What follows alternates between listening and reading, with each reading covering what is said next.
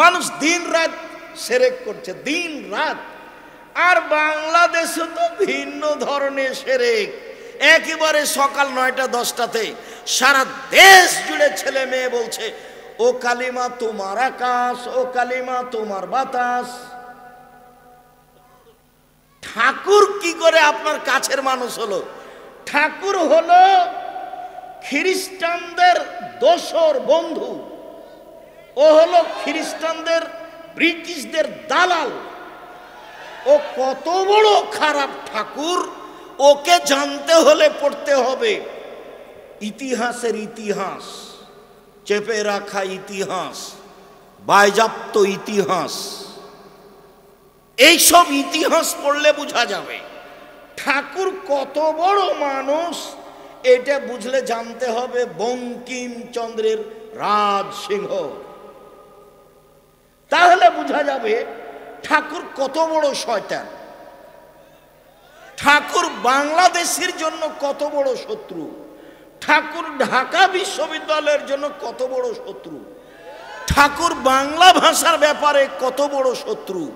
এরপরেও ঠাকুর যতবার বলে, ও কালিমা তোমার আকাশ, ও কালিমা তোমার বাতাস, তোমার আকাশ তোমার বাতাস। আমি বলেছি 1971 সাল থেকে নিয়ে আজ পর্যন্ত বাংলাদেশে কোনো শিক্ষিত মানুষ শিক্ষামন্ত্রী হয়নি। নলে ঠাকুরের এই গান জাতির কাছে আসতে পারে কি করে? আমি বলেছি তোর বাপের আকাশ, আজ থেকে নিয়ে 30 বছর আগে বলেছি। ঠাকুরের মান সম্মানের হানি হয়েছে, তাই আমার বিরুদ্ধে মামলা হয়েছে সিলেট কোর্টে 5,000 কোটি টাকা। ঠাকুরের সম্মানের হানি হয়েছে, তাই মুসলমানের বাচ্চা, নিম্ন শ্রেণীর মানুষ, অশিক্ষিত এরা, বর্বর এরা আমার বিরুদ্ধে মামলা করে সুনামগঞ্জ সিলেটে 1,000 কোটি টাকা। কেন? ঠাকুরের মানের সম্মানের হানি হয়েছে। আমি বলেছি তোর বাপের আকাশ। আর এসব মুসলমানের ছেলে নির্দ্বিধায় স্কুলে গিয়ে বলছে তোমার আকাশ, ওমা তোমার আকাশ, ওমা তোমার বাতাস। আমি কোনোদিন বলিনি, আমার ছেলে মেয়ে বলে না। জাতির যদি রাস্তাঘাট করে দিতে না পারি, জাতির যদি স্কুল কলেজ করে দিতে না পারি, জাতিকে চূড়ান্ত সঠিক ধর্ম দিতে পারবো ইনশাআল্লাহ। ধর্মের ব্যাপারে জাতিকে ফাঁকি দিয়ে পরকাল হারাতে রাজি নই। ঠাকুর বন্ধু নয়, ঠাকুর বন্ধু নয়। ভারতের যারা সবচেয়ে মুসলমানের বড় বড় শত্রু, তার শীর্ষস্থানে আছে ঠাকুর। ঠাকুরের গান আপনার কাছে প্রিয় হয় কি করে? আপনি আবার কি করে শিক্ষিত মানুষ হলেন এটা আমি বুঝিনি। আপনাকে যদি আমি অশিক্ষিত প্রমাণ করতে না পারি, আমি বাংলার বাড়িতে বক্তব্য দেব না। আল্লাহ তাআলা বলেন, অমিনান নাসি মান ইয়াশতারি লাহওয়াল হাদিস লিয়ুযিল্লা আন সাবিলিল্লাহ ওয়া ইয়াত্তাখিযাহু হুজুয়া লাহুম আযাবুম মুহিন। আর যারা খেল তামাশা, গান বাজনা, বাদ্যযন্ত্র ক্রয় করে, আল্লাহ বলেন মানুষের মধ্যে হতে যারা গান বাজনা, খেল তামাশা, বাদ্যযন্ত্র ক্রয় করে অজ্ঞতাবশত, যার জ্ঞান আছে, বুদ্ধি বিবেক আছে, সে গান বাজনা, খেল তামাশার মাধ্যম ক্রয় করবে না। তাই আল্লাহ বলছেন যে অজ্ঞতাবশত, জ্ঞানহীন অবস্থায়, মূর্খতা অবস্থায় যদি গান বাজনা, খেল তামাশা, বাদ্যযন্ত্রের মাধ্যম ক্রয় করে, তাহলে আল্লাহুম আযাবুম মুহিন, তাদের জন্য রয়েছে অপমানজনক শাস্তি। অপমানজনক। মনে রাখা ভালো হবে যে আল্লাহ তাআলা কিছু জায়গায় বলেছেন অপমানজনক শাস্তি, আর কিছু জায়গায় বলেছেন কষ্টদায়ক শাস্তি, আর কিছু জায়গায় বলেছেন কঠিন শাস্তি। তো কঠিন শাস্তি আর কষ্টদায়ক শাস্তি আর অপমানজনক শাস্তির মধ্যে পার্থক্য কি, এবং কেনই বা তিনি অপমানজনক শাস্তির কথা বললেন? যেসব পাপগুলি মনের সাথে জড়িত, যেসব পাপগুলিতে মানুষের ক্ষতি হয় না, মনের সাথে জড়িত, সেগুলো পাপের পরিণামে আল্লাহ তাআলা বলেন অপমানজনক শাস্তি। যেমন টাকনোর নিচে প্যান্ট পায়জামা লুঙ্গি পরলে কারো ক্ষতি হয় না, চুরি করলে যার টাকা হারাচ্ছে তার ক্ষতি হয়, জেনা করলে সমাজ নষ্ট হয়, ডাকাতি করলে পয়সা নষ্ট হয়, সুদ খেলে ক্ষতি হয়, ঘুষ দিলে ক্ষতি হয়, এগুলো সব মহাপাপ। মানুষ হত্যা করলে ক্ষতি হয়, মহাপাপ। কিন্তু টাকনুর নিচে প্যান্ট পরলে এমন কি ক্ষতি হয়? কারো কিছুই হয় না।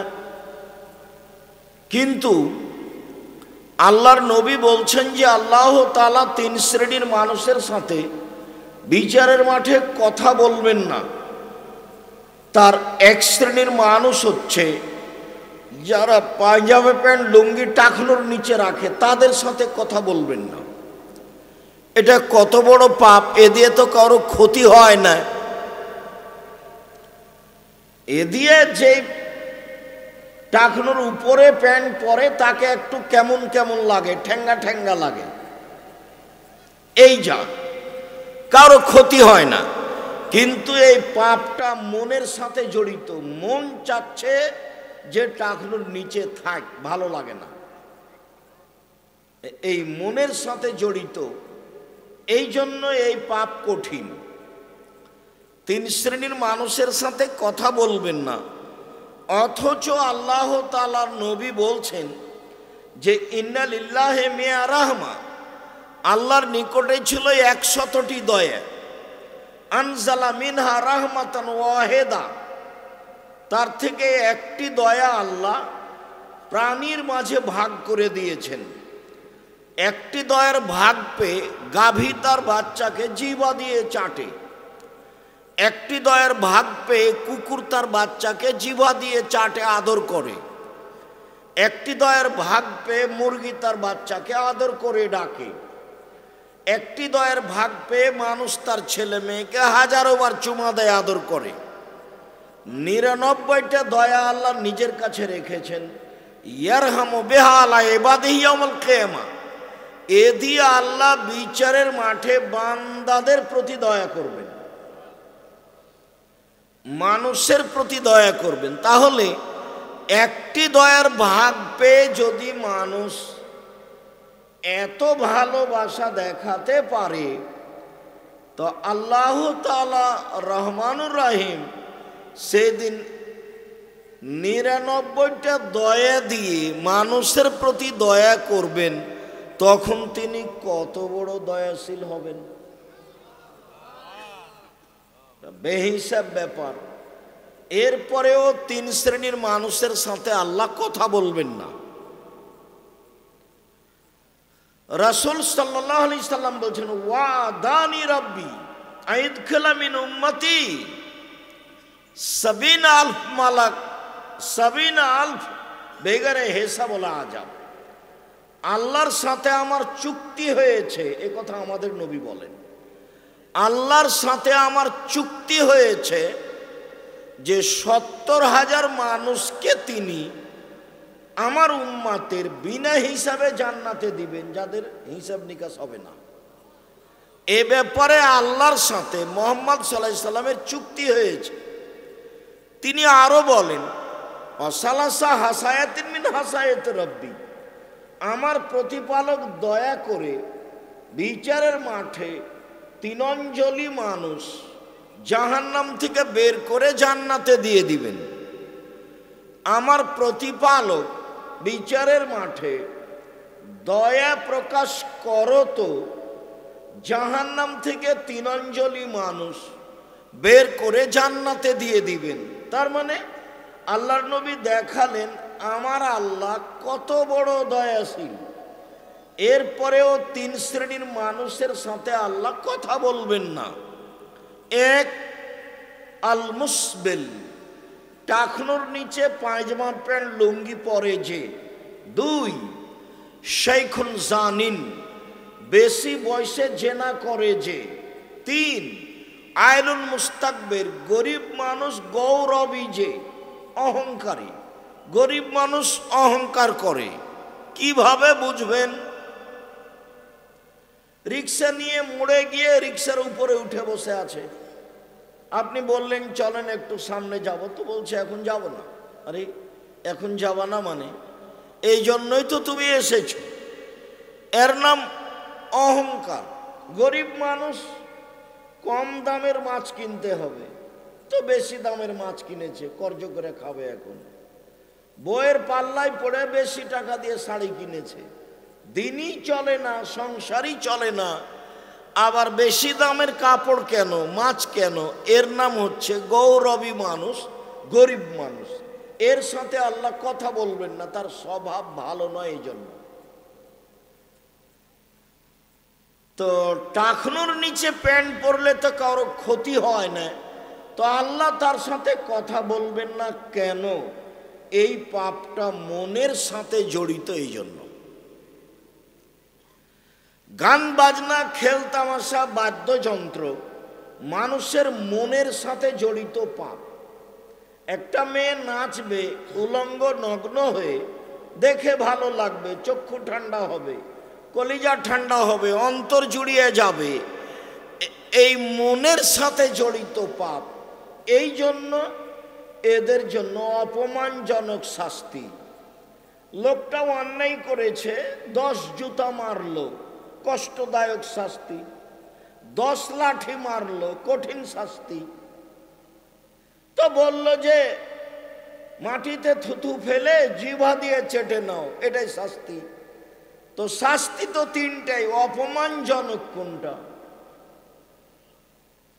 পরেরটা হলো অপমানজনক। তো যারা মনের সাথে জড়িত পাপে লিপ্ত হবে তাদের জন্য অপমানজনক শাস্তির ঘোষণা আল্লাহ তাআলা দিয়েছেন। তা হলো খেল তামাশা, বাদ্যযন্ত্র, তা হলো চাল চলনে, পোশাক আশাকে, নিয়ম কানুনে, খাতা কলমে, অফিস আদালতে, চলাফেরাতে, রাস্তাঘাটে, সব কিছুতেই ইহুদি খ্রিস্টানদের সাথে মিশে যাওয়া, শিষ্টাচারগতভাবে। এই নিয়ে আজকে অতীব গুরুত্বপূর্ণ তথ্যবহুল বিবরণ হবে বলে আমরা আশা করছি ইনশাআল্লাহ। উকবা ইবনে আমির রাদিয়াল্লাহু তাআলা আনহু বলেন, তোমরা দায়িত্ব পালন করছো না, সামনে আপনি দাঁড়িয়ে থাকেন কোন শরমে? আমি তো আপনাকে ভালোবাসি, আমি তো আপনার জন্য এসেছি, আপনি দাঁড়িয়ে থাকেন কেন? এই তোমরা যাও, ওই কেউ দাঁড়াতে পাবে না, এসব বসেন, জায়গা তো আছে। ওদেরকে যেতে বলো, তোমরা যাও যাও, ওদের চলে যেতে বলো।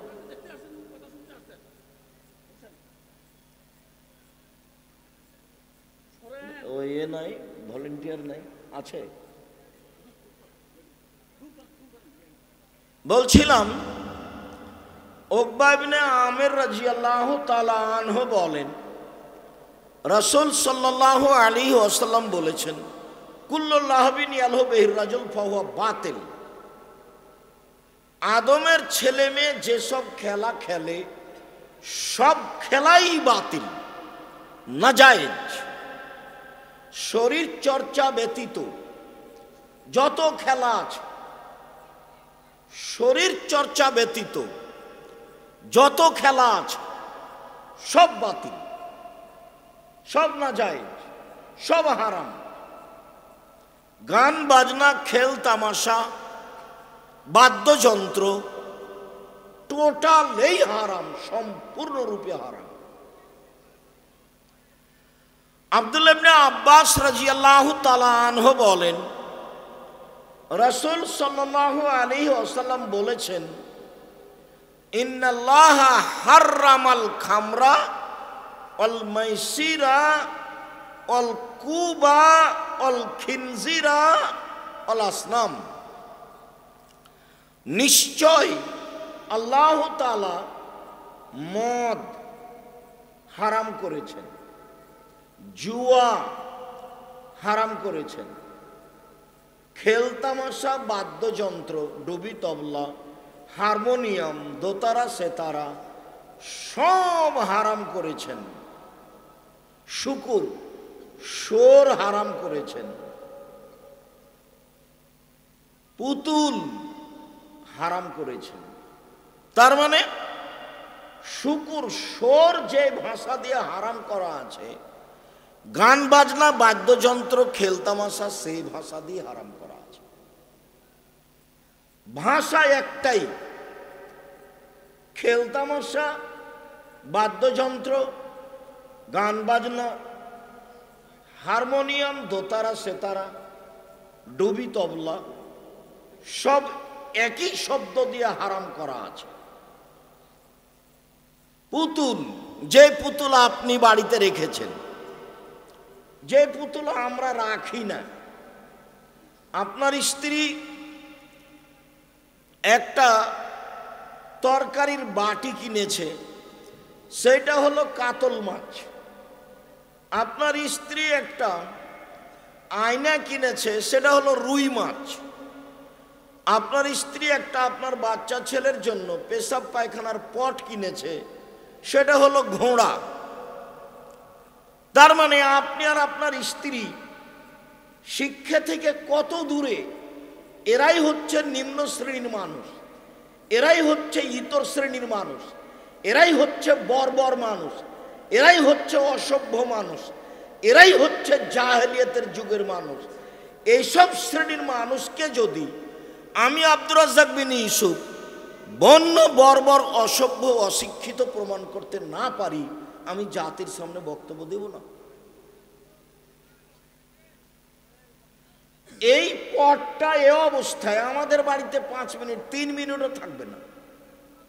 হয় মাথাটা কেটে দেওয়া হবে, না হয় ফেলে দেওয়া হবে, না হয় ভেঙে দেওয়া হবে, না হয় বাইরে একটা কিছু করে নেওয়া হবে। এইটা এভাবে থাকতে পারে না।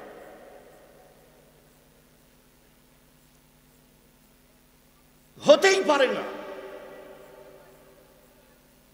কেমনে হতে পারে এটা? এই জাতি কি করে ইংরেজি বছরের জানুয়ারির প্রথম দিন এই জাতি কি করে মানতে পারে? কি করে তাদের সাথে খেলতামাশায় মত্ত হতে পারে? কি করে নাচ গানে মত্ত হতে পারে? এই জাতি অসভ্য। এসব ছেলেমেয়ের বাপ অসভ্য, এসব ছেলেমেয়ের মা অসভ্য। এরাই হচ্ছে ইতর শ্রেণীর মানুষ, এরাই হচ্ছে 3rd% অশিক্ষিত মানুষ,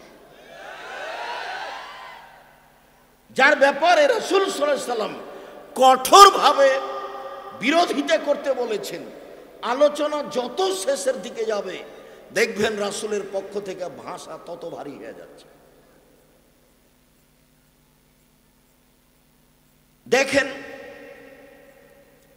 উমামা বাহেলি রাদিয়াল্লাহু তাআলা আনহু বলেন, রাসূল সাল্লাল্লাহু আলাইহি সাল্লাম বলেছেন, লা তাবিউল কায়নাত, পৃথিবীর মানুষ তোমরা খেলতামাশা, বাদ্যযন্ত্র ক্রয় বিক্রয় করো না। এর ব্যবসা চিরদিনের জন্য হারাম। দোকানে টিভি রেখে ল্যাংটা মেয়ে নাচিয়ে জিনিস বিক্রি করা, এই জিনিস, এই টাকা পয়সা সম্পূর্ণরূপে হারাম। এর বৈধ হওয়ার কোনো পথই নাই। এই কথা আমি বলিনি, এ কথা আল্লাহর নবী বলেন। লা তাবিউল কায়নাত, পৃথিবীর মানুষ তোমরা নাচ গানের মাধ্যম বিক্রয় করো না, এর ব্যবসা করো না, এটা দোকানপাটে রাখিও না, এর মাধ্যম রাখো না। 2, ওয়ালা তাশতারুহুন্না, তোমরা এইসব মাধ্যম ক্রয় করো না। গান বাজনা, খেলতামাশার মাধ্যম তোমরা ক্রয় করো না। আদেশ, নিষিদ্ধ আদেশ, কঠিনভাবে নিষেধ করেছে। ধারাবাহিক যাচ্ছে দেখেন। ওয়ালা তুয়াল্লিমুহুন্না, এদের শিখিয়ে দিও না। গান বাজনা, বাদ্যযন্ত্র, দোতারা সেতারা, হারমোনিয়াম, ডুবি তবলা, এদের শিখিয়ে দিও না। শিখিয়ে দেওয়া হারাম। হেডমাস্টারের হেডমাস্টারি চলে না মেয়ে নাচানো ছাড়া। হেডমাস্টারের হেডমাস্টারি চলে না গান বাজনা বাদ্যযন্ত্র ছাড়া। অথচ আল্লাহর নবী টোটালি হারাম করেছেন।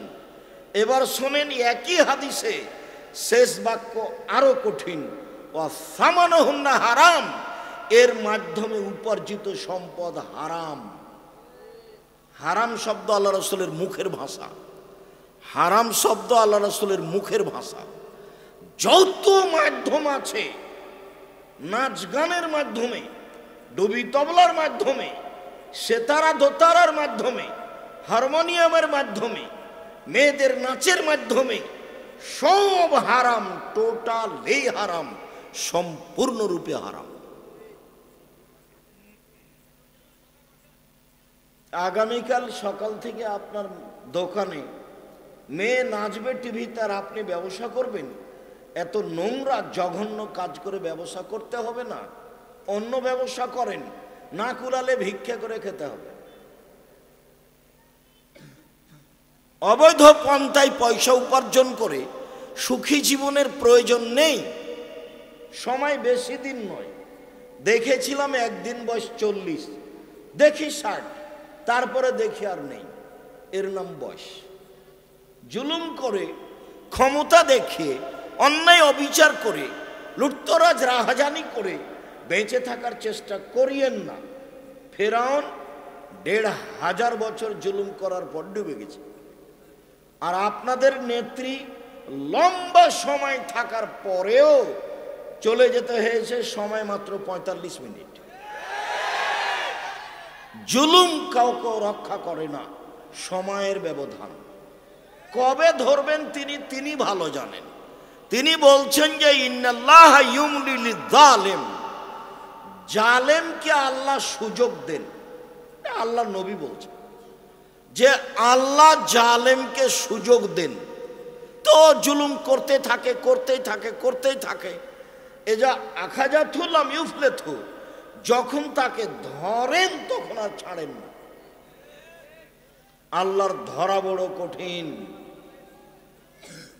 যখন সেই জনপদকে ধরলেন, যেই জনপদকে উল্টিয়ে দিলেন, আল্লাহর ধরা বড় কঠিন। যখন তিনি সেই জনপদের উপরে 7 দিন 8 রাত এক টানা লম্বা ভিন্ন ধরনের ঝড় বৃষ্টি প্রবাহিত করলেন, যা ছিল অতীব ঠান্ডা, যা ছিল ফেরেশতাদের কন্ট্রোলের বাইরে, যার শব্দ ছিল খুব কঠিন, তার আরবি হচ্ছে রিহে সরসার, খুব বেশি ঠান্ডা, খুব জোরে শব্দ, যা ফেরেশতার নিয়ন্ত্রণে ছিল না, আল্লাহর আদেশে ছিল। এক টানা 7 দিন 8 রাত এইভাবে চলতে থেকেছে। আল্লাহর ধরা বড় কঠিন। যখন যাকে ধরেছেন তখন তাকে ছেড়ে দেননি, তবে যারা জুলুম করে তাদের সুযোগ দিয়ে থাকেন, সুযোগ পেয়ে থাকে। চলেন, আবু মালিক আশআরী রাদিয়াল্লাহু তাআলা আনহু বলেন, রাসূল সাল্লাল্লাহু আলাইহি ওয়াসাল্লাম বলেছেন,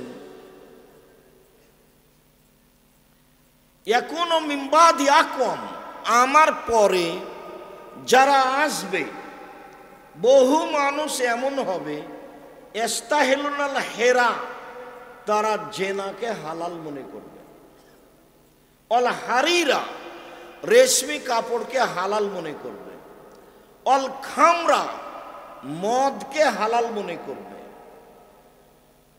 অল মাসিফ, বাদ্যযন্ত্র খেলতামাশাকে হালাল মনে করবে। প্রায় সব মোবাইলই বাজনা বাজে, প্রায় সব দোকানেই বাজনা বাজে, প্রায় সব বাড়িতেই বাজনা বাজে, প্রায় সব মোবাইলে মেয়ে নাচে, প্রায় সব দোকানেই মেয়ে নাচে, প্রায় সব বাড়িতেই মেয়ে আছে। আল্লাহ রাসূলও বলছে আমার উম্মত কয়েকটা জিনিসকে হালাল মনে করে নিবে। এক, জেনা। দুই, রেশমি কাপড়। তিন, মদ। চার, খেলতামাশা, বাদ্যযন্ত্র। হাদিস বুখারী মুসলিম। যা হাদিস বুখারী মুসলিম মানে আমার আর আপনার আপোষের কোনো সুযোগ নেই। হাদিস বুখারী মুসলিম মানে যা বললাম সেটাই, ফিরে আসারও কোনো সুযোগ নেই। বুখারী মুসলিমের হাদিসে এসেছে আইনানে তাজনিয়ানে জেনাহুমান নাজরু, দুই চোখের জেনা হচ্ছে চোখ দিয়ে দেখা। ওয়ালজনানে জেনাহুমাল ইস্তেমাউ, দুই কানের জেনা হচ্ছে কান দিয়ে শোনা। অলিয়াদ জেনাহাল বাতস, হাতের জেনা হচ্ছে হাত দিয়ে ধরা। আর রিজল জেনাহাল মাসি, পায়ের জেনা হচ্ছে পা দিয়ে চলা। জেনাল কালব তাতাওয়ানা তাস্তাহি, অন্তরের জেনা হচ্ছে এই বিষয়ে পরিকল্পনা করা। জেনাল কালবে আর নুতক, জেনাল লিসানে নুতক, জিহ্বার জেনা হচ্ছে কথা বলা। এগুলো সব জেনা। এই কথা মুহাম্মদ সাল্লাল্লাহু আলাইহি সাল্লাম বলেন, হাদিস বুখারী মুসলিম। রাসূল সাল্লাল্লাহু আলাইহি সাল্লাম বলেন এতাফাসাদুনা তাফাসাদাল হিমারে, গাধা যেমন গাধীর সাথে মিলে লজ্জা বুঝে না, ষাঁড় যেমন গাভীর সাথে মিলে লজ্জা জানে না, মানুষ তেমন খোলা মাঠে জেনা করবে, লজ্জা বুঝবে না। বুখারী মুসলিমের এক হাদিসে এসেছে এতাহারাজুনা তাহারুজাল হিমারে, গাধা যেমন গাধীর সাথে মিলে লজ্জা জানে না, মানুষ তেমন খোলা মাঠে জেনা করবে, লজ্জা বুঝবে না। রাসূলের মুখের ভাষা। আমার উম্মত জেনাকে হালাল মনে করবে, গান বাজনা বাদ্যযন্ত্রকে হালাল মনে করবে। গান বাজনা বাদ্যযন্ত্র এখন আর পাপ নয়, কই মানুষ তো এটাকে প্রয়োজন মনে করে না। ভাবা, মানুষ এ নিয়ে চিন্তা ভাবনা করে না। প্রায় সবার কাছেই বড় মোবাইল, সব মোবাইলই মেইন আছে।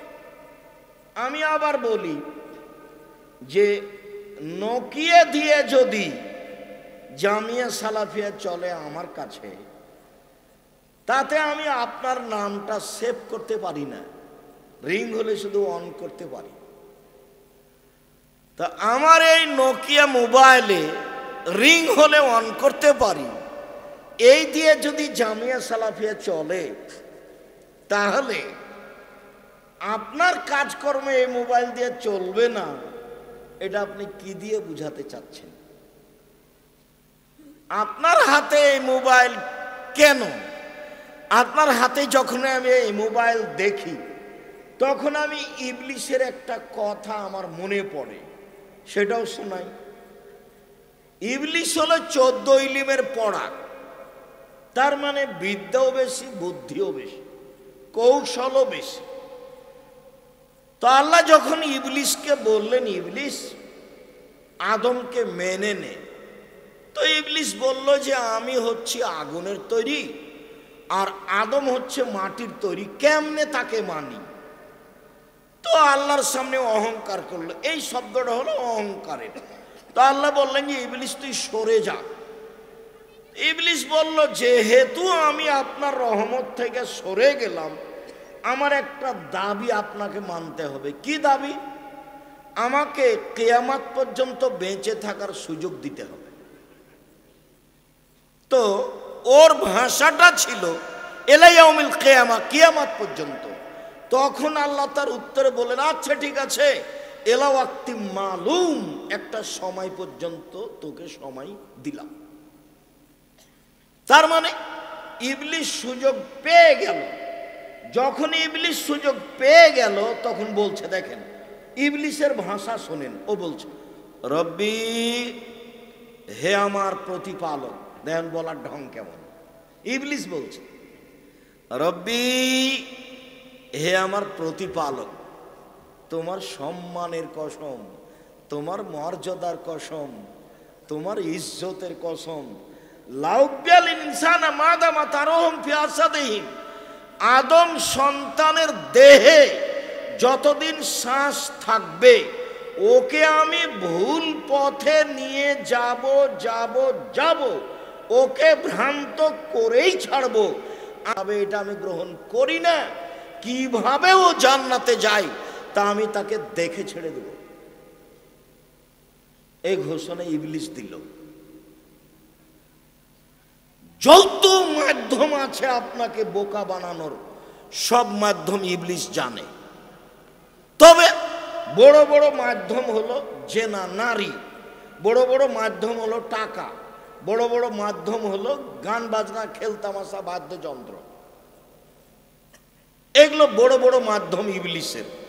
এগুলো আপনাকে জাহান্নামে নিয়ে যাওয়ার জন্য ইবলিসের পক্ষ থেকে শক্ত মজবুত হাতিয়ার। ও নিজে বলছে, আমি আদমের ছেলেমেয়ের দেহে শ্বাস থাকাকালীন ওকে আমি পাপী করবই করেই ছাড়বো তাকে। আমি জাহান্নামে যাব আর আদমের ছেলে মেয়ে জান্নাতে যাবে, এটা আমি করতে দিব না। তখন আল্লাহ বলছে, ইবলিস শুনে রাখ, আমার সম্মানের কসম। আল্লাহ বলছে, ইবলিস শুনে রাখ, আমার সম্মানের কসম, আমার ইজ্জতের কসম, আমার মর্যাদার কসম, আমার উচ্চতার কসম, আদম সন্তান যতবার বলবে ভুল হয়েছে ততবার আমি ক্ষমা করে দেব। তবে আল্লাহ এই কথা বললেন না যে ইবলিস তুই আদমের ছেলে মেয়েকে ভুল পথে নিয়ে যেতে পারবি না, এ কথা বললেন না। বললেন যে যতবার বলবে ও যে আমার ভুল হয়েছে ততবার আমি তাকে ক্ষমা করে দেব, এই কথা বল। তাহলে আপনার জন্য একটা কথা বলা থেকে গেল, সেটা কি? আস্তাগফিরুল্লাহ ওয়া আতুবু ইলাইহি। না হলে হচ্ছে না। আস্তাগফিরুল্লাহ ওয়া আতুবু ইলাইহি, আস্তাগফিরুল্লাহ আল্লাযী লা ইলাহা ইল্লা হুয়াল হাইয়ুল কাইয়্যুম ওয়া আতুবু ইলাইহি। মধ্যখানে আরেকটু কথা। একদা আল্লাহ রাসূল গাধার পিঠে আছেন আর মুআয ইবনে জাবাল পিছনে আছেন। তো গাধা তো ছোট প্রাণী, তো মুআয ইবনে জাবাল আল্লাহর নবী থেকে কত দূরে আছেন? একেবারেই পাশে, কাছে লেগে আছেন। আল্লাহ রাসূল বলছেন, মুআয। তো মুআয বলছেন, লাব্বাইক ওয়া সাদাইক, জি আমি প্রস্তুত, বলেন কি বলছেন। আল্লাহ রাসূল বললেন, মুআয।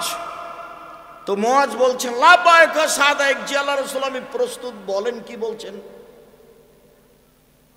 আল্লাহ রাসূল বলছেন, মুআয। তো মুআয বলছেন, লাব্বাইক ওয়া সাদাইক, জি আল্লাহ রাসূল বলেন কি বলছেন। আচ্ছা, মুআয কত দূরে আছে? পাশেই তো আছে। এত সতর্ক করছেন কেন? যাতে করে আল্লাহর নবী যে কথাটা বলছেন মুআয যেন ধরে রাখতে পারে। প্রস্তুত? মুআয রেডি?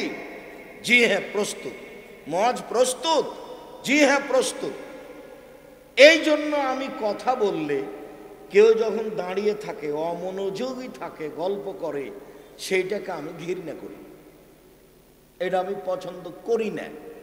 জায়গা থাকে না তখন সেটা ভিন্ন কথা, জায়গা না থাকার কারণে মানুষ দাঁড়িয়ে থাকবে সেটা ভিন্ন কথা, কিন্তু অপ্রস্তুতি অবস্থায় থাকবে আর আমি হাদিস বুখারী মুসলিমের নকল করব, এটা আমি করি না। দেখেন আল্লাহ রাসূল কিভাবে বলছেন। এবার বলছেন, মুআয বলতে পারো আল্লাহ আমাদের কাছে কি পান আর আমরা আল্লাহর কাছে কি পাই?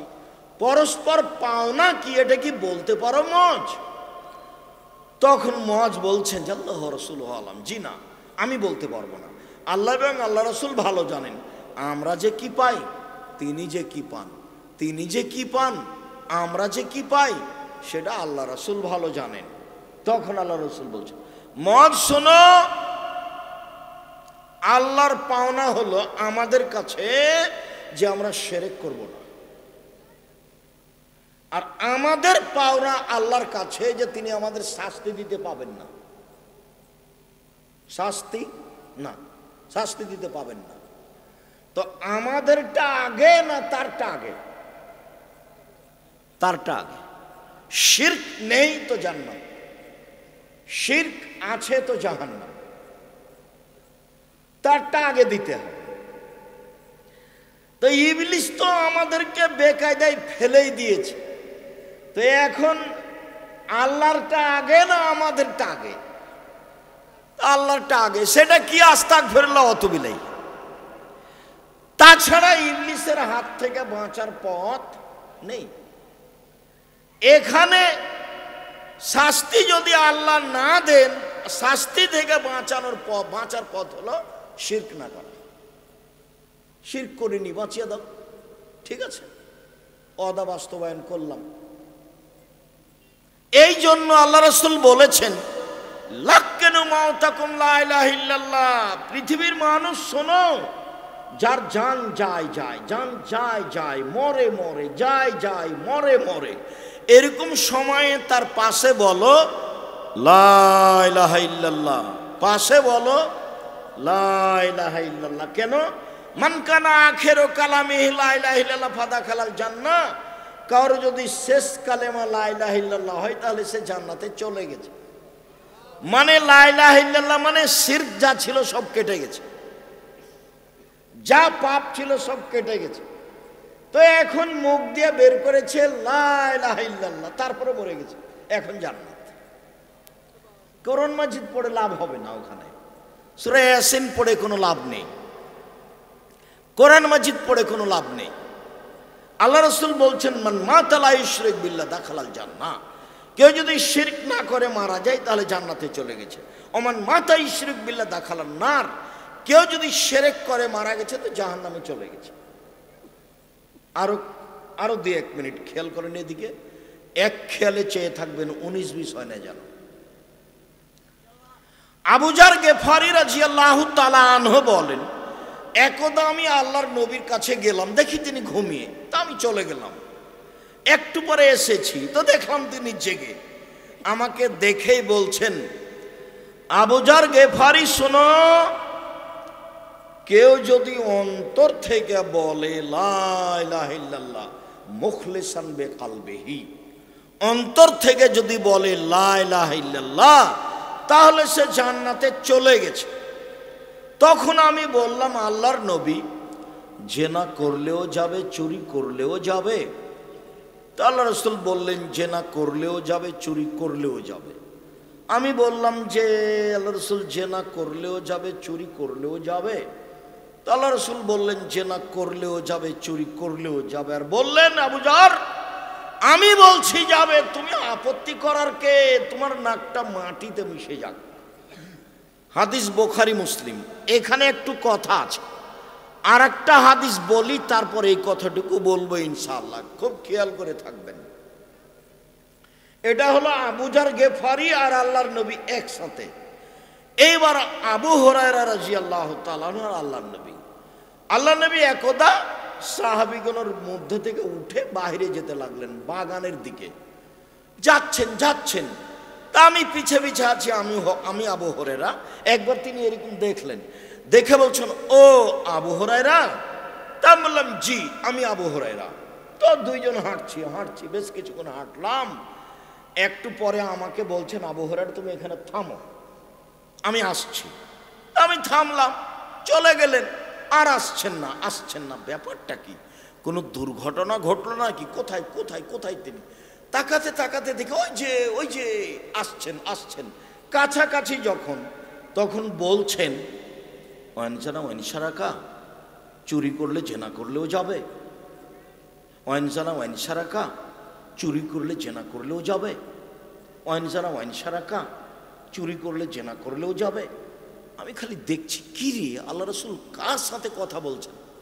কাউকে তো দেখতে পাই নাই, কে কার সাথে কথা বলছেন? এবার পাশে চলে এসেছেন। তো বললাম, আল্লাহর নবী, আপনি কার সাথে কথা বলছিলেন? এই যে খালি বলছেন চুরি করলেও যাবে, জেনা করলে যাবে, এটা যে আপনি বলছেন, সে কে? কার সাথে কথা বলছেন? তখন আল্লাহ রাসূল বলছেন, আরে শোনো আবু হুরায়রা, জিবরাইল আমাকে বলছেন, জিবরাইল আমাকে বলছেন, কেউ যদি শিরক না করে মারা যায় তো জান্নাতে চলে যাবে, জেনা করলেও চুরি করলেও।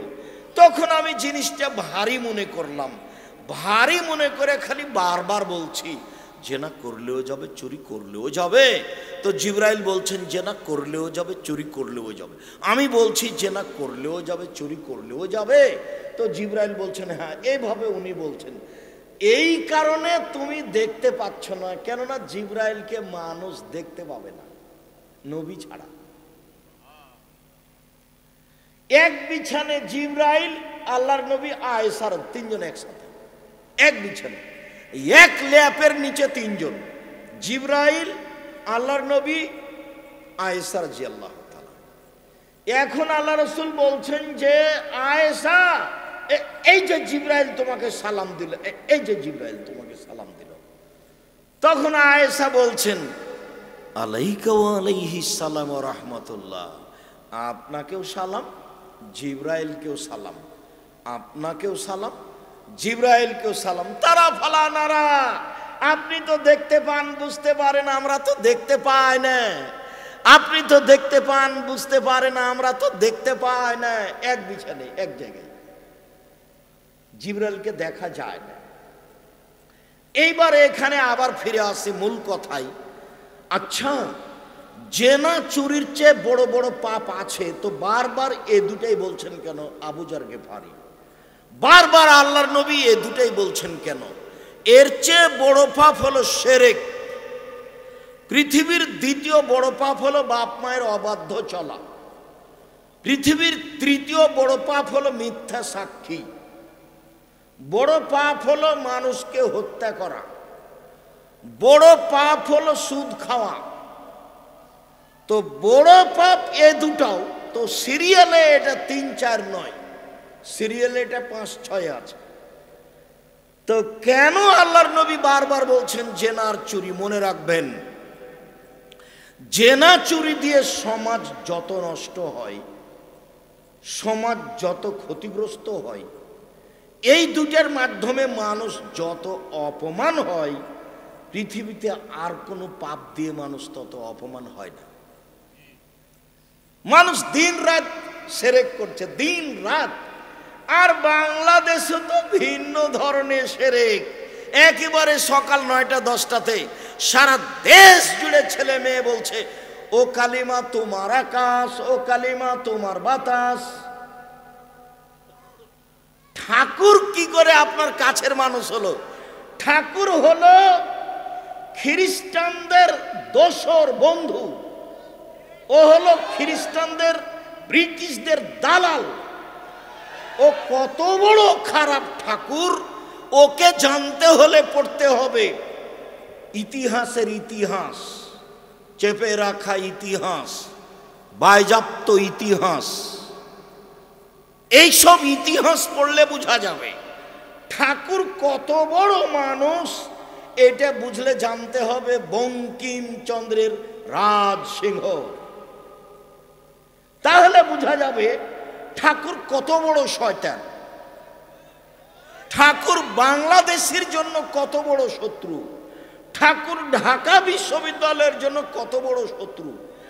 ঠাকুর বাংলা ভাষার ব্যাপারে কত বড় শত্রু। এরপরেও ঠাকুর যতবার বলে ও কালিমা তোমার আকাশ, ও কালিমা তোমার বাতাস, তোমার আকাশ তোমার বাতাস। আমি বলেছি 1971 সাল থেকে নিয়ে আজ পর্যন্ত বাংলাদেশে কোনো শিক্ষিত মানুষ শিক্ষামন্ত্রী হয়নি। নলে ঠাকুরের এই গান জাতির কাছে আসতে পারে কি করে? আমি বলেছি তোর বাপের আকাশ, আজ থেকে নিয়ে 30 বছর আগে বলেছি। ঠাকুরের মান সম্মানের হানি হয়েছে, তাই আমার বিরুদ্ধে মামলা হয়েছে সিলেট কোর্টে 5,000 কোটি টাকা। ঠাকুরের সম্মানের হানি হয়েছে, তাই মুসলমানের বাচ্চা, নিম্ন শ্রেণীর মানুষ, অশিক্ষিত এরা, বর্বর এরা, এরা আমার বিরুদ্ধে মামলা করে সুনামগঞ্জ সিলেটে 1,000 কোটি টাকা। কেন? ঠাকুরের মানের সম্মানের হানি হয়েছে। আমি বলেছি তোর বাপের আকাশ।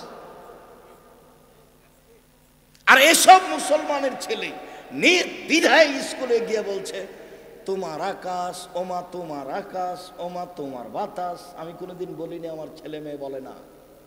জাতির যদি রাস্তাঘাট করে দিতে না পারি, জাতির যদি স্কুল কলেজ করে দিতে না পারি, জাতিকে চূড়ান্ত সঠিক ধর্ম দিতে পারবো ইনশাআল্লাহ।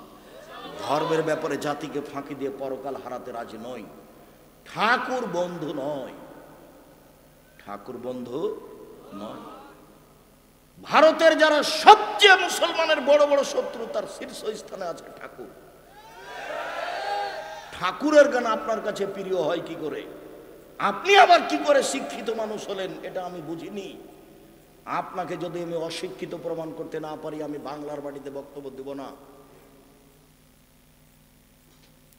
শুনুন, শিরক মহাপাপ, এরপরে সিরিয়ালে আসলো না। এই দুটা বারবার বলছেন আল্লাহর নবী। বাপ মায়ের অবাধ্য চলা মহাপাপ, তারপরে সিরিয়ালে আসলো না। বারবার আল্লাহ নবী এই কথা বলছেন। মিথ্যে সাক্ষী দেওয়া মহাপাপ, এরপর আল্লাহ রসুল সিরিয়ালে এই দুটাই বলছেন। এই দুটাতে সামাজিকভাবে মানুষ যত অপমান হয়, আর কোনো কিছুতে মানুষ তত অপমান হয় না। চোর যখন ধরা পড়ে তখন চোর চোরকে মারে। জেনার লোক যখন ধরা পড়ে তো আর একজন জেনাকার বলে যে শয়তানকে পিঠা মারোকে। এই দুটা পাপ। বাপ মায়ের অবাধ্য চলছে, দিন রাত করছে, সমস্যা নেই। শিরক করছে ছেলে মেয়ে নারী পুরুষ, একবারে বাংলাদেশের মাটিতে হন্যে হয়ে শিরক করছে, বেহিসাব নির্দ্বিধায় ভালো মনে করে করছে। এটা তো আবার কুমিল্লা মানে নোয়াখালীর পাশে আছে, এটা স্বাভাবিক। এদের কাছে শিরক স্বাভাবিক, শিরক কোনো পাপ নয়। সম্মানিত দিনী ভাই বোন, বলছিলাম গান বাজনা বাদ্যযন্ত্র খেলতামাশা ভিন্ন ধরনের পাপ। আলোচনা যত শেষের দিকে যাবে পরিবেশ তত কঠিন হবে, আপনি খেয়াল করবেন। নাফে রাদিয়াল্লাহু তাআলা আনহু বলেন, আব্দুল্লাহ ইবনে উমর একদা বললেন, গান বাজনা বাদ্যযন্ত্র শুনে ফাওয়াজা ইসবাইহি ফি উজনাইহি, আব্দুল্লাহ ইবনে উমর কানের ভিতরে হাত ঢুকিয়ে দিলেন। ফানানাত তারিকে, রাস্তা থেকে দূরে সরে গেলেন। রাস্তা থেকে দূরে সরে গিয়ে আমাকে বলছেন, নাফে হাল তাসমাউ শায়ান, তুমি কি এখন বাদ্যযন্ত্র খেলতামাশা কিছু শুনতে পাচ্ছ? আমি বললাম জি না। আমি যখন না বললাম তখন তিনি ফারাফা ইসবাইহি মিন উজনাইহি, তার দুই কান থেকে তিনি আঙ্গুল সরিয়ে নিলেন। সরিয়ে নিয়ে বলছেন, নাফে শুনো, একদা আমি নবীর সাথে ছিলাম, কুনতু মান নবী সাল্লাল্লাহু আলাইহি সাল্লাম, একদা আমি নবীর সাথে ছিলাম। ফাসামিয়া মিসলা জালিক ও সানা মিসলা জালিক, তিনি এইরকমই বাদ্যযন্ত্র শুনেছিলেন, তারপরে কানে আঙ্গুল ঢুকিয়ে দিয়েছিলেন। তারপর ওখান থেকে সরে গিয়ে বললেন, আব্দুল্লাহ ইবনে উমর, তুমি কি বাদ্যযন্ত্র শুনতে পাচ্ছ? আমি বললাম জি না। তখন তিনি তার কান থেকে আঙ্গুল সরিয়ে নিলেন। বলেন, আপনার ছেলের কানে ইয়ারফোন লাগা আছে, তখনও নাকি আপনি শিক্ষিত মানুষ। আপনার ছেলে 31st নাইট আনন্দ সহকারে পালন করছে, তখনও না আপনি নাকি শিক্ষিত মানুষ। জি না, এরাই হচ্ছে ইতর শ্রেণীর মানুষ, এরাই হচ্ছে 3rd মানুষ, এরাই হচ্ছে বর্বর অসভ্য মানুষ, ভৌলি হিসাব। বরং তাই নয়, এরা কুকুর শ্রীগারের চেয়ে খারাপ, এরা পশু প্রাণীর চেয়ে খারাপ। আমি এ কথা বলিনি। আল্লাহ বলেন, বুঝেও বুঝে না ওরা অন্তর আছে, বুঝে না, দেখেও দেখে না ওরা চক্ষু আছে, দেখে না, শুনেও শোনে না ওরা কান আছে, শোনে না। উলাইকা কালানাম, তারা পশু প্রাণীর মতো, তারা গরু ছাগলের মতো, তারা কুকুর শ্রীগারের মতো, ভালো মজাল, বরং তার চেয়ে খারাপ। এ কথা আমি বলিনি, এ কথা আল্লাহ তাআলা বলে। সম্মানিত দিনী ভাই বোন, এই ছেলে বসো।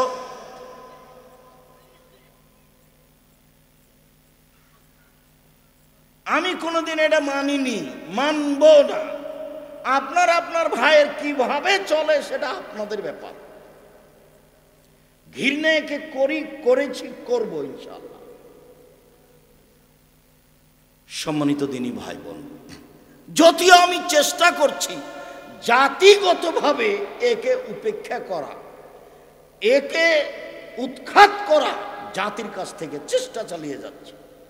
সেজন্যই মাঝে মধ্যে বলি, আমার মনে বড় সাধ, এই দেশের মাটিতে আমি উন্নত মানের প্রতিষ্ঠান গড়বই ইনশাআল্লাহ, যেখানে ছেলে মেয়ে বাংলা, ইংরেজি, আরবি উন্নত মানের শিক্ষা অর্জন করে জাতির অন্যায়ের বিরুদ্ধে লড়বে, মুখে কলমে মিডিয়েই লড়বে ইনশাআল্লাহ। তার আমি বাস্তব দেখতে পাচ্ছি। দেশের সর্ববৃহৎ প্রতিষ্ঠান জামিয়া সালাফিয়া, শিক্ষা মানে দেশ বিদেশের শিক্ষক দিয়ে ভরপুর।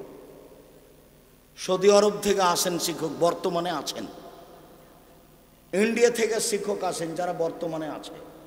দেশের যারা আছে, খালি ভর্তি পরীক্ষায় গতকালকে উপস্থিত হয়েছিল প্রায় সব প্রতিষ্ঠান 2,5-3 হাজার মতো।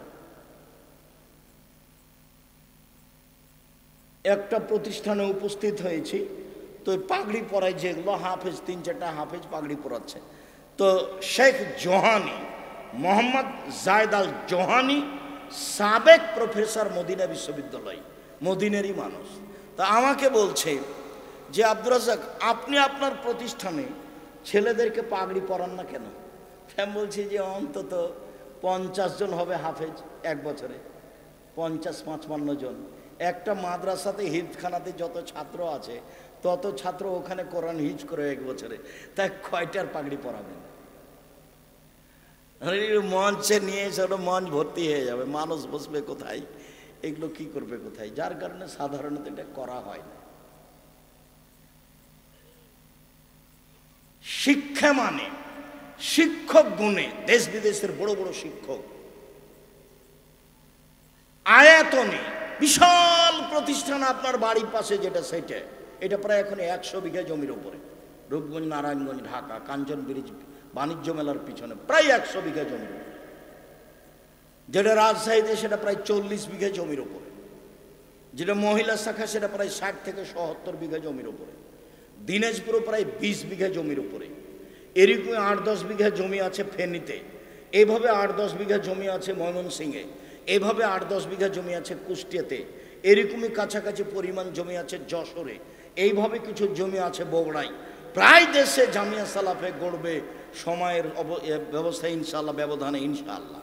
এইরকমই জমি আছে আপনার এতে, ওই চট্টগ্রাম শহরে ইনশাআল্লাহ সময়ের গতিতে সব ব্যবস্থা হবে। বরিশালে চলমান রয়েছে। আমি আপনার দুয়ার দিকে খালি চেয়ে আছি। দেশের সর্ববৃহৎ প্রতিষ্ঠান জামিয়া সালাফিয়া, শিরক মুক্ত প্রতিষ্ঠান জামিয়া সালাফিয়া, বিদআত মুক্ত প্রতিষ্ঠান জামিয়া সালাফিয়া, হিংসা মুক্ত প্রতিষ্ঠান জামিয়া সালাফিয়া, দল মুক্ত প্রতিষ্ঠান জামিয়া সালাফিয়া, সংগঠন মুক্ত প্রতিষ্ঠান জামিয়া সালাফিয়া। একসাথে বসে আছে 65-70 জন শিক্ষক। কেউ কারো ব্যাপারে মুখ খুলতে পারবে না। দল সংগঠনের কথা কেউ মুখ দিয়ে বের করতে পারবে না। যে আমি বলেছি, জেহেনটা, অন্তরটা খাটো করবেন না, মনটা ছোট করবেন না, জেহেনটা প্রশস্ত রাখবেন, কারো বিরুদ্ধে মুখ খুলবেন না। কেউ যদি ধুইয়া ছেড়ে দেয় তবু মুখ খুলবেন। দেখছেন না কিছুদিন আগে কেমন ধুইয়ে দিল, খুব ভালোভাবে দেখলেন। এসব পাতা আমাদের পড়ার প্রয়োজন নেই। আমি কোনোদিন পিছন দিকে দেখি না কি আছে, দেখা লাগে না। আর কোনো কাজ চিন্তা ভাবনা করা লাগে না, এর সামনে দাঁড়িয়ে আছে তাই করি, আলহামদুলিল্লাহ। এতদিন 32 লক্ষ টাকা বেতন লাগছিল মাসে, 32 লক্ষ টাকা বেতন। প্রত্যেক দিন বিকালে লেবার মিস্ত্রি বিল 30,000, 40,000, 50,000, 1 লাখ এরকম আছে প্রত্যেক দিন। জমি কিনা তো আছেই। এইখানে যেটা আপনার রূপগঞ্জ, নারায়ণগঞ্জ মসজিদ যে অংশ শুরু হয়েছে, তার পাইলিং খরচ আছে প্রায় 2 কোটি টাকা, মেঝে ঢালাই আছে প্রায় 2 কোটি টাকা। যান দেখে আসে। এই যে 13-14 সম্মেলন আছে, যাবেন, মনটাকে ফ্রি করে যাবেন। দেখা দরকার নিজের জিনিস, সঠিক আকীদার জিনিস। বিশাল প্রতিষ্ঠান, আলহামদুলিল্লাহ, সঠিক আকীদার মানুষ। আমি চেষ্টা চালিয়ে যাচ্ছি, আল্লাহ তুমি কবুল করো। আল্লাহ। বলছিলাম, সম্মানিত দিনী ভাই বোন, আল্লাহর নবী কানে আঙ্গুল দিয়ে গান বাজনা থেকে সরে গেলেন, সেই গান বাজনা আপনার দোকানে চলে, আপনাকে কেন খারাপ লাগে না? আপনার চরিত্র ইহুদি খ্রিস্টানের সাথে কেন মিলে গেল, হিন্দুদের সাথে কেন মিলে গেল? আপনার বিবাহ শাদীতে গান বাজনা বাদ্যযন্ত্র কেন চলে, আপনাকে খারাপ লাগে না কেন? আপনার চরিত্র হিন্দুদের সাথে মিশে গেল কিভাবে? আল্লাহ রাসূল এই কথাই বলছেন। একটু আবু মালিক আশআরী রাদিয়াল্লাহু তাআলা আনহু বলেন, রাসূল সাল্লাল্লাহু আলাইহি সাল্লাম বলেছেন, লা ইয়াসরাবান্না নাসু মিন উম্মতি আল খামরা, আমার উম্মত মদ খাবে, ওয়াইসমুনা হবে গেরে ইসমেহা, নাম দিবে অন্য। এই কথাটা আপনাকে একটু স্পষ্ট করি। আমি কিন্তু বহুদিন থেকে বলে আসছি, সেটাই হলো পেপসি, ঠান্ডা, কোকাকোলা, আরসি। এক শ্রেণীর মানুষ বলেছেন না এটা নয়। তখন আমি বলেছি আচ্ছা ঠিক আছে, 1 মিনিটের জন্য 5 মিনিটের জন্য ধরে নিলাম যে ঠান্ডা, পেপসি, কোকাকোলা, আরসি নয়, তো সেইটা কোনটা আপনি একটু বলেন না। আল্লাহর নবী যে বললেন আমার উম্মত মদ খাবে, নাম দিবে অন্য, তো বলেন সেটা কোনটা? আপনি যদি বলেন সেটা ইয়াবা, তাহলে ঠিক হবে না কেন? সবাই বলে এটা মদ। আপনি যদি বলেন সেটা হিরোইন, তাহলে এটা ঠিক হবে না কেন? সবাই বলে এটা মদ। আপনি যদি বলেন সেটা গাঁজা, তাহলে ঠিক হবে না কেন? সবাই বলে এটা মদ। আপনি এমন নাম বলেন যেটা মানুষে খাচ্ছে মদ, অথচ নাম দেওয়া আছে অন্য, সেটা বলে কোনো কথা নেই। শুধু খালি বিরোধিতা, বিরোধিতা তো অভাব নাই। আমি বললাম 7 ভাগে কুরবানি চলবে না 7 পরিবারে, এমন ভাবে বলছে যে এভাবে। কে বলছে চলবে না? দিয়ে হাদিস 2-4টা মেরে দিচ্ছে। ও যে হাদিস 2-4টা মেরে দিচ্ছে, আমি আব্দুর রাজ্জাক বিন ইউসুফ, আপনার হুজুরের চেয়ে আমার মেধা বেশি নয়, তবে আমি চর্চা করি বেশি। আপনার হুজুরেরই মেধা বেশি। আমি তো 27 বছর থেকে ফতোয়া লিখছি, 16 সাল থেকে ফতোয়া বোর্ড পরিচালনা করি। আমি যখন ফতোয়া বোর্ডে বসি তখন আমার সামনে বড় বড় বিদ্বান, ইন্ডিয়া জামিয়া সালাফে বানারসের হেড মুহাদ্দিস, যিনি বুখারীর শিক্ষক, তিনি আপনাদের জামিয়া সালাফে বুখারীর শিক্ষক, তিনি আমার সামনে বসে থাকেন। যারা মেধাই আহলে হাদিসের সর্বোচ্চ, জামিয়া সালাফে বানারস থেকে মদিনায় গেছেন, মদিনায় উচ্চ ডিগ্রি অর্জন করে এসেছেন, তারা আমার সামনে বসে থাকেন। আমি ফতোয়া বোর্ড পরিচালনা করি 6-7 বছর থেকে। তা আপনি কি মনে করলেন যে আমি সে হাদিস জানি না? আর আল্লাহর অশেষ রহমত, 2-1টা হাদিস মুখস্থ নেই, হাজার হাজার মুখস্থ আছে। আপনি এমনিতেই ঢাকা পড়ে যাবেন, তারপরও মনে করি যে আপনার গোড়া বহাল থাক, কিন্তু আপনাকে মনে রাখতে হবে যে আপনি ভুল পথে আছেন। 7 জনে কুরবানি আর 7 পরিবার দুটা এক নয়। আমি বলেছি 7 দিনেই আকিকা দিতে হবে, 14 দিনে 21 দিনে হাদিস ঠিক নয়। কেন আপনার মেজাজ এরকম হয়? সঠিক উপরে যায় না কেন? যাওয়া উচিত, ভাবা উচিত। সম্মানিত দিনী ভাই বোন, বলছিলাম যে আপনি বের করেন না সেটা কোনটা, যে মানুষে মদ খাচ্ছে, নাম দেওয়া আছে অন্য। এই পর্যন্ত বাক্য তো যা আছে আছে। এইবার হাদিস কিন্তু বুখারী মুসলিম, দেখেন বাক্য সামনে বাড়ছে, কত জটিল। 2 ইউযাফু বিল মাসিফাল মুগান্নিয়াত, এই সময়ে নেতাদের, বিত্তশালীদের, শিল্পপতিদের সম্মান করা হবে নারী দিয়ে, গায়িকা দিয়ে, গান বাজনা দিয়ে, গান বাজনা বাদ্যযন্ত্র দিয়ে, গায়িকা দিয়ে এদের সম্মান করা হবে। এটা হলো 2 নম্বর বাক্য এই হাদিসের। সামনের গুলো আরো জটিল। 3 নম্বর বাক্য, ইয়াকসুফুল্লাহু বিহিমুল আরজা, এদের উপরে ভূমিকম্প হবে, এদের উপরে ভূমিকম্প হবে। 4 ওয়াইজালু মিনহুমুল কিরদাতা ওয়াল খানাজির, আল্লাহ এদের করে দিবেন সুর, আল্লাহ এদের করে দিবেন বানর, আল্লাহ এদের করে দিবেন শুকুর, আল্লাহ এদের করে দিবেন বানর। স্বাভাবিক নয়।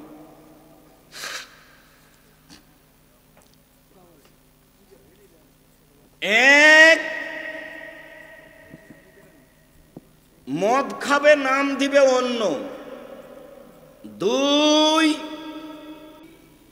এদের উপরে ভূমিকম্প হবে। চার, এরা হয়ে যাবে সোর, এরা হয়ে যাবে বানর। আল্লাহ এদের করে দিবেন শুকুর, এদের করে দিবেন বানর। আল্লাহ এদের করে দিবেন শুকুর, এদের করে দিবেন বানর। দেখেন, আব্দুল্লাহ ইবনে আব্বাস রাদিয়াল্লাহু তাআলা আনহু বলেন, রাসূল সাল্লাল্লাহু আলাইহি সাল্লাম বলেছেন, লা ইউবাইয়াতান্না কওমুন মিন হাযিহিল উম্মাহ আলা তুমিন ওয়া শারাবিন ওয়া লাহাবিন ফায়াসবাহু ফামাসাকু কিরদাতান খানাজিরা। আমার উম্মতের এক শ্রেণীর মানুষ রাত অতিবাহিত করবে মদ নিয়ে, গায়িকা নিয়ে, বাদ্যযন্ত্র খেলতামাশা নিয়ে। আমার উম্মত রাত অতিবাহিত করবে গান বাজনা নিয়ে, বাদ্যযন্ত্র নিয়ে, খেলতামাশা নিয়ে, গায়িকা নিয়ে। এরা সকাল করবে। যখন এরা সকাল করবে তখন এরা নিজে নিজে হয়ে যাবে শুকুর, এরা হয়ে যাবে বানর, এরা হয়ে যাবে সোর, এরা হয়ে যাবে বানর। আল্লাহর নবী বলছেন, আল্লাহ ওদের করে দিবেন শুকুর, আল্লাহ ওদের করে দিবেন বানর। মনে রাখবেন, এই ছেলে, কারো গায়ের উপরে হাত দিয়ে থাকবে না, রেডি হও। এমন কোনো পাপ নাই দুনিয়াতে যেই পাপের পরিণাম সোর হয়ে যাওয়া। দুনিয়াতে জেনা নয়, চুরি নয়, ডাকাতি নয়, সুদ নয়, ঘুষ নয়, মানুষ হত্যা নয়, অথচ মানুষ হত্যা মহাপাপ। আল্লাহ বলছেন, কেউ যদি একজন মুসলমানকে হত্যা করে সারা পৃথিবীর মানুষকে হত্যা করলো। এইভাবে আল্লাহ বলছেন কোরআন মাজিদে। এরপরেও যদি মানুষ মানুষকে হত্যা করে অন্যায়ভাবে, ফলাফলেও শুকর হয়ে যাবে, এই কথা আল্লাহ নবী বলেননি। কথা বুঝাতে পারিনি মনে হয়। গান বাজনা বাদ্যযন্ত্রে লিপ্ত হলে, খেলতামাশায় লিপ্ত হলে ও হয়ে যাবে শুকর, ও হয়ে যাবে বানর। কি করে আপনি 31st Act মানতে পারেন এইভাবে? এই ছেলে মেয়ের বাপ মা যদি অশিক্ষিত না হয় তাহলে অশিক্ষিত কে? এরাই হলো ইতর শ্রেণীর মানুষ, এরাই হলো নিম্ন শ্রেণীর মানুষ, এরাই হলো অসভ্য বর্বর মানুষ। জাতির যদি রাস্তাঘাট করে দিতে না পারি, জাতির যদি স্কুল কলেজ করে দিতে না পারি, জাতিকে চূড়ান্ত সঠিক ধর্ম দিতে পারবো ইনশাআল্লাহ। ধর্মের ব্যাপারে জাতিকে ফাঁকি দিয়ে পরকাল হারাতে রাজি নই। কোন সাহস দেখে আপনি মুসলমানের ছেলে মেয়ে হয়ে এই খ্রিস্টানদের 1 তারিখকে আপনি মানতে যান? কি দেখাতে চান আপনি? কি বুঝাতে চান আপনি? দেশের কি করতে পারেন আপনি? জাতির কি করতে পারেন আপনি? মেয়ে নাচিয়ে, পটকা ফুটিয়ে, আতশবাজি করে আপনি জাতির কি করতে পারেন? ইহুদি খ্রিস্টানের সাথে মিশে যে আপনি কি করতে পারেন? রাসূল সাল্লাল্লাহু আলাইহি ওয়াসাল্লাম দুঃখ করে বলেছেন কিছু কথা, যা একটু পরে বলছি। আনাস রাদিয়াল্লাহু তাআলা আনহু বলেন, রাসূল সাল্লাল্লাহু আলাইহি সাল্লাম বলেছেন, ইয়াকুনু মিন বাদি ফি হাযিহিল উম্মাহ খাসফুন ওয়া মাসখুন ওয়া কাযফুন। আমার উম্মতে ভূমিকম্প হবে, আকার আকৃতি পরিবর্তন হবে, সমস্যা নেমে আসবে। 3টি পাপের কারণে 3টে বিপদ নেমে আসবে। 3টি পাপের কারণে 3টে বিপদ নেমে আসবে। বিপদ 1, ভূমিকম্প হবে। বিপদ 2, সন্ধ্যায় থাকবে মানুষ, সকালে হবে শুকর।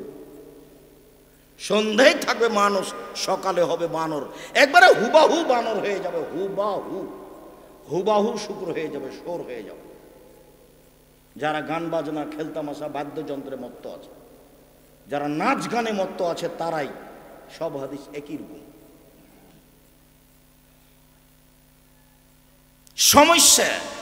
সমস্যা বিভিন্ন দিক থেকে নেমে আসবে। মাদ্রাসায় মারামারি, মসজিদে মারামারি, আলম ওলামার একজন আর একজনের বিরুদ্ধে কথা বলা, একজন আর একজনকে ধুয়ে ছেড়ে দিচ্ছে চিন্তা ভাবনা ছাড়াই। সমস্যা নেমে আসবে। জমির দাম যা, রেস্ট্রি খরচও প্রায় তাই। সমস্যা নেমে আসবে। এক, ভূমিকম্প। দুই, আকার আকৃতি পরিবর্তন। তিন, সমস্যা। এবার পাপ তিনটা। এক, সারেবুল খমরা, মানুষ যখন নেশাদার দ্রব্য পান করবে তখন এরকম। দুই, জাহারাতিল কায়নাত, মেয়েরা যখন নাচবে, সব মোবাইলে মেয়ে নাচে, প্রায় সব দোকানে মেয়ে নাচে, প্রায় সব বাড়িতে মেয়ে নাচে, যেটা আপনি রাত দিন দেখছেন। তিন, অজারাবুল মাজিব, যেদিন তারা বাদ্যযন্ত্রে লিপ্ত হবে, গান বাজনায় লিপ্ত হবে, সেদিন এই তিনটে বিপদ নেমে আসবে। স্বাভাবিক। চলেন এবার রাসূল সাল্লাল্লাহু আলাইহি সাল্লাম দুঃখ করে আফসোস করে যেগুলো কথা বলেছেন সেগুলোতে যাই।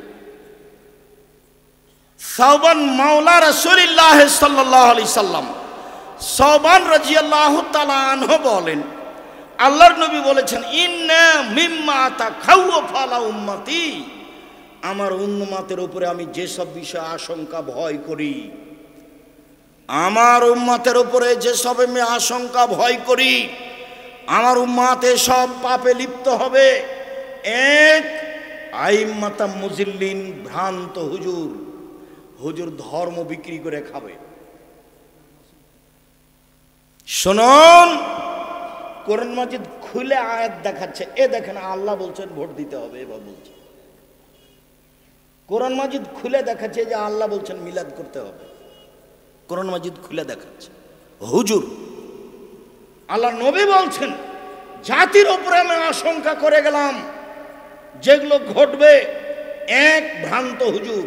উমর রাদিয়াল্লাহু তাআলা আনহু যদি আজকে বেঁচে থাকতেন তাহলে বাংলাদেশের শতকরা 95 জন বক্তার আজীবন জেল হতো, কেউ বাইরে থাকতে পারত না, বক্তৃতা করা তো বহু দূরের কথা।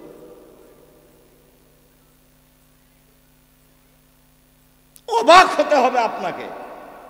আমি একবার কাটিহার, বিহার, ইন্ডিয়া বক্তব্য দিতে গেছিলাম, তো বক্তারা সব উর্দু ভাষায় বক্তব্য দিচ্ছে। 7টায় আমি পৌঁছেছি, সন্ধ্যা 7টায়। 11টার সময় আমি মঞ্চে গেছি। মঞ্চে গিয়ে সালাম দিয়ে বলছি যে আমি সন্ধ্যা 7টায় এসেছি, 11টায় মঞ্চে আসলাম। এতক্ষণ পর্যন্ত বক্তারা যারা বক্তব্য দিলেন, উর্দু ভাষার খুব শক্তি, ফটফট ফটফট করে যে বললো, তা আমি বললাম যে আপনারা কি কিছু বুঝেছেন? কি বললেন? বলে না, কিছু বুঝিনি। তা আমি এবার সভাপতি সাহেবকে বললাম, সভাপতি সাহেব আপনি বলেন তো আপনি কি বুঝলেন? সভাপতি আবার আমাদের জামিয়া সালাফের যিনি বুখারীর শিক্ষক, হেড মুহাদ্দিস, যিনি জামিয়া সালাফিয়া বানারসে মুহাদ্দিস ছিলেন, তার পিতা সভাপতি, তিনি আবার ওই দারুল উলুম দেওবন্দ থেকে দাওরা করেছিলেন। আপনি কিছু বুঝলেন? বলছে আমিও কিছু বুঝিনি। তো তাহলে এবার আমি বলি, আমি সন্ধ্যা 7টা থেকে নিয়ে 11টা পর্যন্ত বক্তব্য শুনেছি, আমি একটাও বুঝিনি। কি যে বললেন হুজুর, আল্লাহই ভালো জানে। তা আমি তো তাকে কোরআন হাদিসের কথা বলতে দেখলাম না। ওই অবস্থায় এখানে ভ্রান্ত হুজুর। দুই, সাতালতাহিকু কাবাইল মিন উম্মতি সাতাবুদু কাবাইল মিন উম্মতি আল আওসান, আমার উম্মত মূর্তি পূজা করবে, মূর্তিকে ভালোবাসবে, মূর্তিখানায় যাবে, ছেলে মেয়ের বাপ মায়ের ছবি মূর্তি সুন্দর করে সাজিয়ে রাখবে বাড়িতে। ও নাকি শিক্ষিত ছেলে, ও হলো কুসন্তান, অশিক্ষিত সন্তান। এরকম মানুষকে কবর দিতে এসেছি। কি করে তার ছেলে বাপের কবরকে এভাবে, তার বাপের ছবিকে এভাবে সাজিয়ে রাখতে পারে, মায়ের ছবিকে এভাবে সাজিয়ে রাখতে পারে? বলে যে আমি মাকে সম্মান করছি। ভুল হিসাব, মা মারা গেছে, মাটি দিয়ে বাড়িতে ঢুকে 5 ফুট সাইজের ছবিটা টুকরা টুকরা ছিঁড়ে ফেলে মায়ের জন্য হাত তুলে দোয়া করবে কবরের পাশে। এ হলো সুসন্তান। আমার উম্মত হিন্দুদের সাথে মিশে যাবে। দেখেন, সব বাড়িতে পুতুল আছে, সব বাড়িতে কাঁকড়া আছে, নাতির জন্য পুতুল কিনে নিয়ে এসেছে, না না, নাতির জন্য একটা পট কিনে নিয়ে এসেছে, না না, সেটা ঘোড়া। নাতির জন্য একটা কাপড় কিনে নিয়ে এসেছে, তাতে আছে আপনার ওই কার্টন।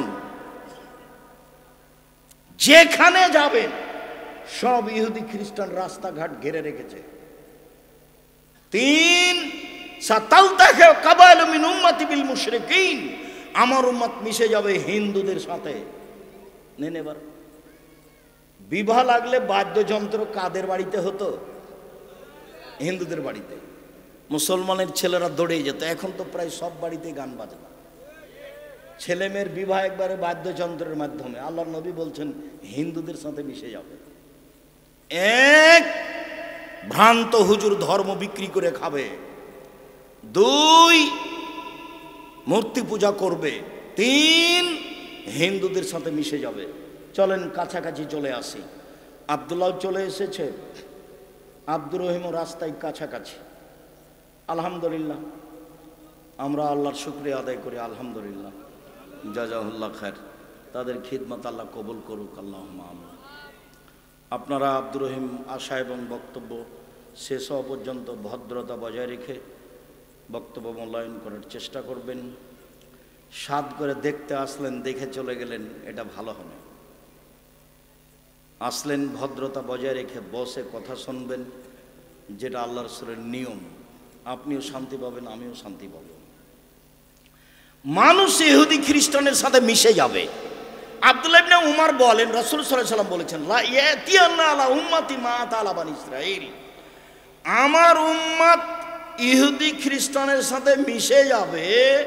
হাজওয়া নাল বিন নাল, ডান পায়ের জুতা যেমন বাম পায়ের সমান। অন্য হাদিসে এসেছে ডান হাতের বিঘত যেমন বাম হাতের সমান। আমার উম্মত ইহুদি খ্রিস্টানের সাথে মিশে যাবে চাল চলনে, পোশাক আশাকে, খাতা কলমে, শিক্ষায়, চলাফেরাতে, গাড়ি বাড়িতে, সব কিছুতে আমার উম্মত তাদের সাথে মিশে যাবে। ডান হাতের বিঘত যেমন বাম হাতের সমান সমান সমান মিশে যাবে। ডান পায়ের জুতা যেমন বাম পায়ের সমান সমান সমান মিশে যাবে। এই কথা বলতে বলতে আল্লাহ রাসূল ভাষাগত নিচে নামলেন।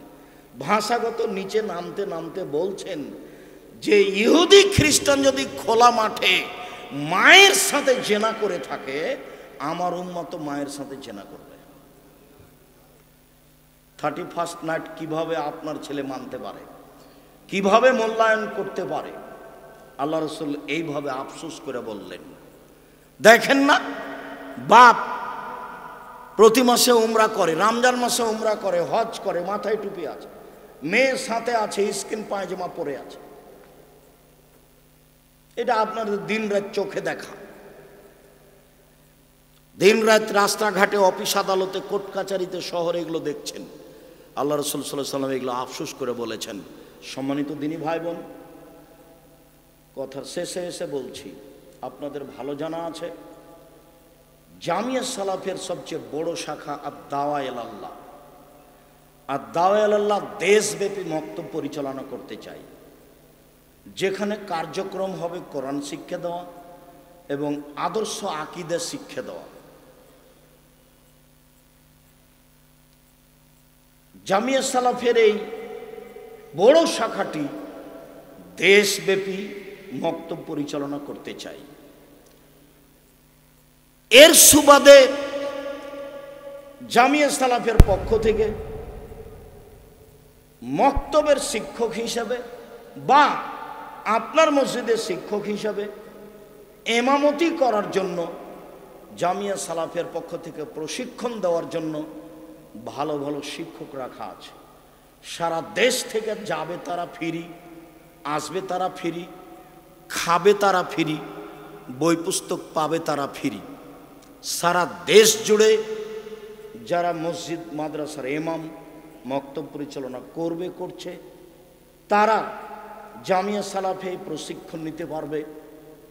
প্রশিক্ষক প্রস্তুত আছেন, যাওয়া তাদের ফ্রি, আসা তাদের ফ্রি, খাওয়া তাদের ফ্রি, বই পুস্তক তাদের ফ্রি। এটা জামিয়া সালাফিয়া পক্ষ থেকে যেটা বড় শাখা দাওয়া ইলাল্লাহ, তার কার্যক্রম এইগুলি। জামিয়া সালাফের সম্মেলন এইখানে রূপগঞ্জে 13-14 ফেব্রুয়ারি। দেশের বিদ্বান থাকবেন, পাকিস্তান থেকে থাকবেন আশা করি, ইনশাল্লাহ সৌদি আরব থেকে থাকবেন, দেশ বিদেশের বিদ্বান থাকবেন ইনশাল্লাহ। অবশ্যই অংশগ্রহণ করবেন। জামিয়া সালাফের দেশ জুড়ে প্রতিষ্ঠান করতে চাই, ছেলেমেয়ের আকীদা সংশোধন করতে চাই, তারা মানুষকে পরকালমুখী করতে চাই। দেশের শিরক মুক্ত বড় প্রতিষ্ঠান জামিয়া সালাফিয়া, বিদাতমুক্ত প্রতিষ্ঠান, দলমুক্ত প্রতিষ্ঠান, সংগঠনমুক্ত প্রতিষ্ঠান, হিংসামুক্ত প্রতিষ্ঠান, সর্ববৃহৎ শিক্ষা মানে, শিক্ষক গুণে, শিক্ষক সংখ্যায়, আয়াতনে যথাযথভাবে মূল্যায়ন করবেন আশাবাদী ইনশাআল্লাহ। আবদুল্লাহর মুখে অতীব গুরুত্বপূর্ণ কথা শুনবেন। আব্দুর রহিম আসছে, রাস্তায় আছে কি চলে এসেছে, অবশ্যই ভদ্রতা বজায় রেখে কথাগুলি শোনার এবং মানার চেষ্টা করবেন। আল্লাহ আমাদের আপনাদের তৌফিক দান করুক, আল্লাহুম্মা আমিন।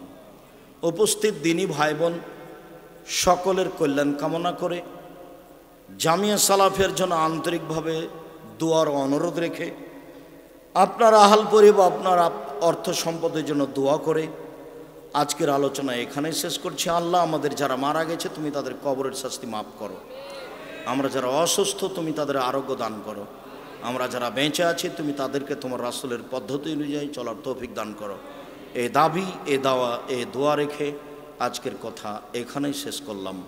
সুবহানাকা আল্লাহুম্মা ওয়া বিহামদিকা আশহাদু আল্লা ইলাহা ইল্লা আনতা আস্তাগফিরুকা ওয়া আতুবু ইলাইক। আসসালামু আলাইকুম। ব্যস্ততা দেখাবেন না। আলহামদুলিল্লাহ